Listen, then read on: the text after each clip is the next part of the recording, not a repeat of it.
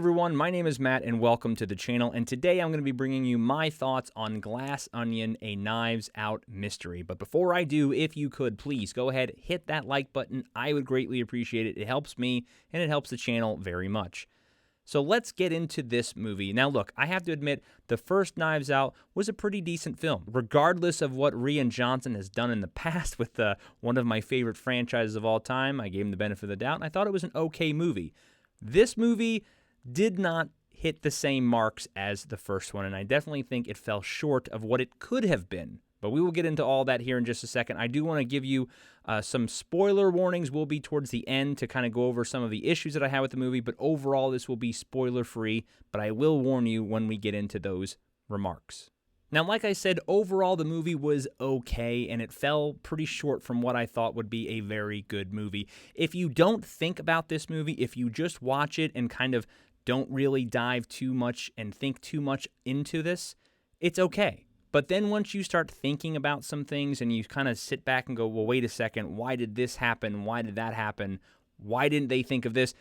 Then it starts to unravel and you realize this is kind of sloppily done. And again, I will get into some of that stuff in the spoiler section at the end. But let's get into the cast. The cast overall was a really strong cast, but the characters, for some reason, didn't land like the first one. The first Knives Out, I thought the characters and the cast did a very good job bringing them to life and made them likable and where I wanted to know more about them. Whereas in this movie, they more so came off as caricatures and clowns, almost cartoonish, if you will, to the point where I didn't really believe it and it didn't make this a grounded movie for me. I think Daniel Craig as Benoit Blanc carried the film, and everyone else, for the most part, fell really short. And surprisingly, because you have Ed Norton, who played Miles, Janelle Monáe, I think, and honestly did a pretty good job in her role. Kate Hudson, Leslie Odom, Dave Bautista. You even had Ethan Hawke show up, which I thought he was going to have a bigger role. I guess that's a spoiler, but he was in it for like 2 seconds, and I assumed he was going to show up further on down the road, but nope, just was pretty quick, and that's it.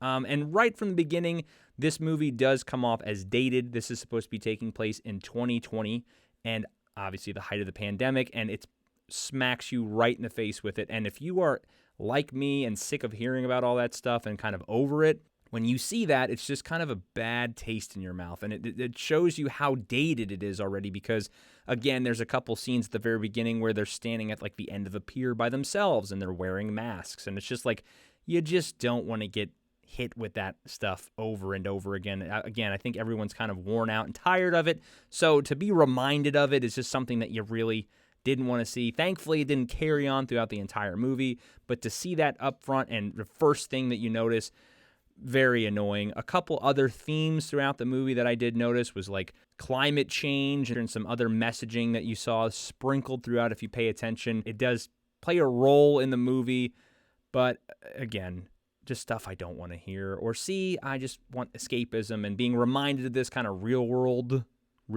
stuff. It gets tiresome. Now, as I said earlier, the movie fell short for me in comparison to the first one because I think this just kind of got a little sloppy.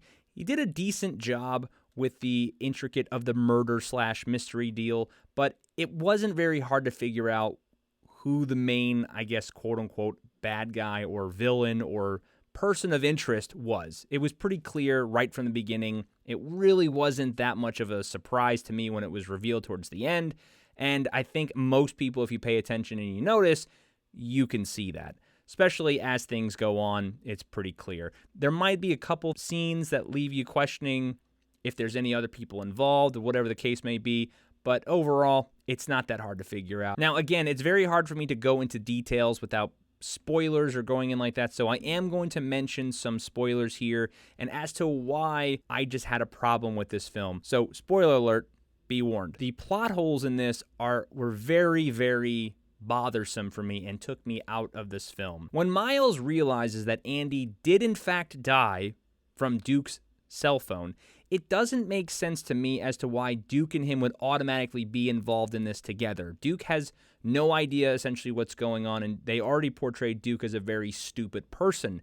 So for the fact of him to automatically assume that Miles did in fact go to Andy's home when he saw him pass by on the road to kill her didn't really make a lot of sense. Another key thing that really bothered me about this was the end, that big giant hydrogen explosion would have literally killed everybody in the house. Essentially, a hydrogen bomb went off. And you're telling me that nobody died from that? That nothing happened?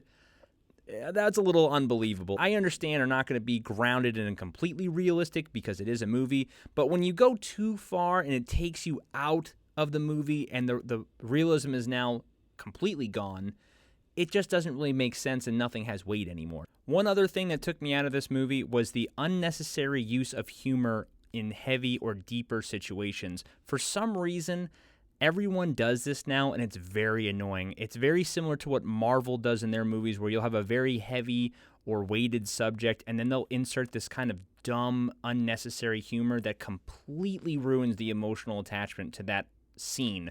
And for some reason, people think this is a good idea, and it's not at all. Sometimes you can have a funny movie, but still have a deep or very emotional scene, and that's what grounds the movie. This does that, but then will slapstick you with some stupid comment that just takes you completely out of it. I don't want to go into too much of why this movie didn't work for me. A lot of plot holes that just really didn't make sense, and they covered it because, well, Miles is just stupid. And look, I understand that that's the whole premise of the movie, that Miles basically conned his way into everything that he did. But for him to run this con, for him to steal all these ideas and gain that wealth, as stupid as he may be, that does take some form of intelligence to pull all of that stuff off. Even though if he stole it, he would use the wrong words to explain something, showing his stupidity kind of sprinkled throughout the movie where LeBlanc is catching on.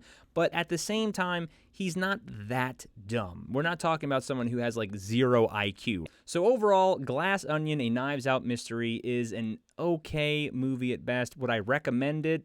Probably if you were bored at home and wanted to watch something. As long as you don't really think too much about it, you might enjoy it. I think, honestly, the first movie is way better than the sequel. It's nowhere near what the first one was, and it was okay. Will I ever watch this again? Probably not. Like I said, I noticed the plot holes. It's obvious who the killer is pretty much at the beginning, and it's just not something that I would really ever want to rewatch in the future. And I think for a movie to be good, rewatchability is key. But let me know what you think down below in the comments. I always love to hear your thoughts. If you like this video, please hit that like button. If you haven't subscribed, please consider doing so. I would appreciate that very much. And until next time, take care.